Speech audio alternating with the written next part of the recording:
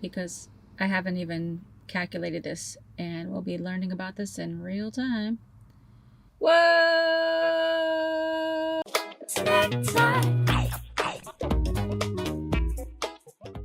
Hello Snack Pack, welcome back to Travel Snacks. Today's episode is all about what it costs to buy and build my van. In today's video, I'll share how much it cost to purchase my van and what it costs to gut it and convert it into a livable space, some of the more expensive things in the build, and some things that I could have lived without. It'll be interesting to see the final number, so let's jump right in. Okay, so I'm doing the best to properly calculate the amount of the van build. And these right here are just half of the receipts because I've already input half of the Home Depot receipts. So this is the stack left for Home Depot. I have Walmart, I have Harbor Freight, I have Lowe's, and then I have some automotive stuff over there. So it's actually a pretty much bigger job than I anticipated to try to get an accurate account of what I spent because there's a lot going on with the van build. I try to do my best to keep all the receipts, but obviously I didn't keep all of them. So I'm going through my bank account and just tracking everything that I spent. And then for the Walmart ones, it's a little bit more difficult because when you go to Walmart, you buy grocery items, clothing items, bathroom items, and then I bought stuff for my van build. So I'm going through the receipts and just kind of marking off what I spent on the van build. So let me keep going. It's a big job, but once this is done, I'm throwing all these receipts out and just moving on with my journey. Before we get too far into the nitty gritty, are you subscribed?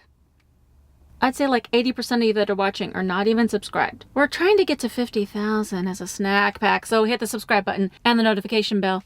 Throw a like on this video and keep watching until the end. Don't you want to know the total cost? Okay, before we get to the grand total, let's go over a few things that were the most expensive parts of my build. In this Google Sheet, I'm just going to sort it by highest number first, and bam! Here we go. So coming in at number 1 is the premium solar kit from Renogy, and that included 3 100-watt solar panels, the charge controller, all the cables, and blah blah blah. Next, something surprising was the window tint. That was $550, and even though it was more than I wanted to spend, it's definitely worth it for me because of the privacy, and it has some sort of UV protection or whatever that kind of cuts a little bit of the heat as well. Then we have the van battery, which is a 200 amp hour AGM battery, the Max Air fan, which took forever to get delivered, and then the Havelock wool, which is my van insulation. My Medea dorm fridge was a little costly, but it holds so much food and it's definitely been worth it. I did have to pay a mechanic $180 to reconnect the AC line because my dad and I, even though I think it might be illegal, took out the AC that was in the rear of the van. At first we were going to build custom cabinets, but because of how long the build was taking, we decided to buy the cabinets at Home Depot,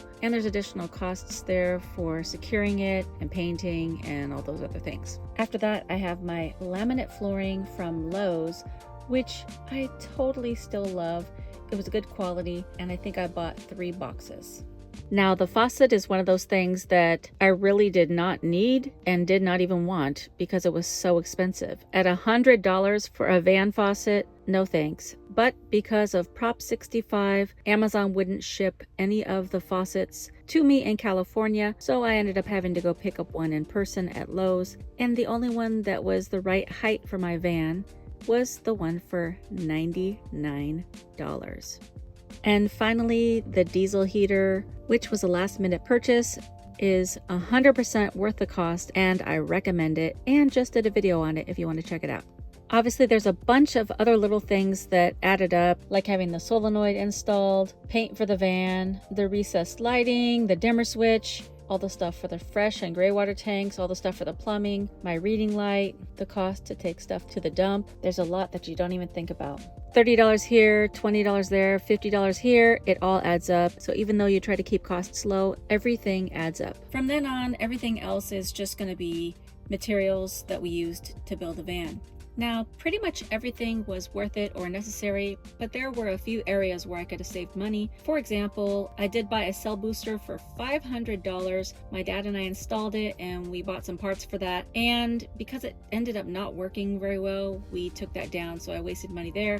As you may know, my dad and I raised the roof on my van, and since we're not professionals, we bought a few extra materials that we ended up not needing or taking off, and that costed more money there. And some of the wood strips that we used for the walls ended up warping, so we couldn't use them and had to buy extras, so that was a wasted cost. Also, before we get to the total, I do want to mention that my dad is very handy and he had a lot of tools already at our disposal, so I had to buy very few tools for this build, which was a total blessing. Okay, after I've added everything up, Home Depot, all the stuff from Amazon, Walmart, Harbor Freight, Lowe's, things I paid cash for, Napa Auto Parts, O'Reilly's, I mean, the list goes on and on and on and on. So let's get a total, because I haven't even calculated this, and we'll be learning about this in real time.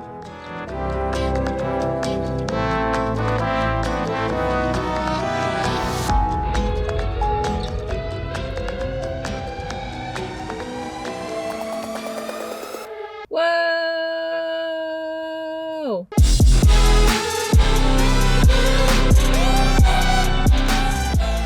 That's a lot of money, bro. That's a lot of money. And the cost of the van was $5,500. Oops. And so, woo! Let's make that bigger to really make it pop. So the cost of my tiny home on wheels is $13,056.23 approximately. I don't think that's too bad to have an actual home on the road. I thought it was gonna be more closer to $10,000, but we ended up spending a lot of extra money, and I could have gone less expensive on certain things, but at the end of the day, I wanted it to be nice and cozy, so it is what it is. So if you want to build a van and you want to have not the nicest stuff like Sprinter van quality, but you want to have something a little bit nicer than a no-build build, then you could probably get it done for around $7,000 to $10,000, depending on if you need to buy tools or not. So $75,000, no, $7,500. I think with the cost of the build and the van, it being $13,000, I don't think I'm too mad at that, because it is my full home on wheels and it's paid for. So I think it's not too bad. Hello, Snack Pack. Well, in today's video,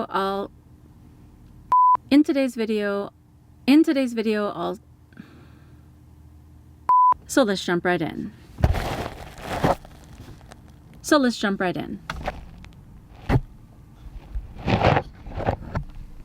And the notification. The cost to take stuff to the dump. But there were a few things. So the cost of my tiny home on wheels. So the top.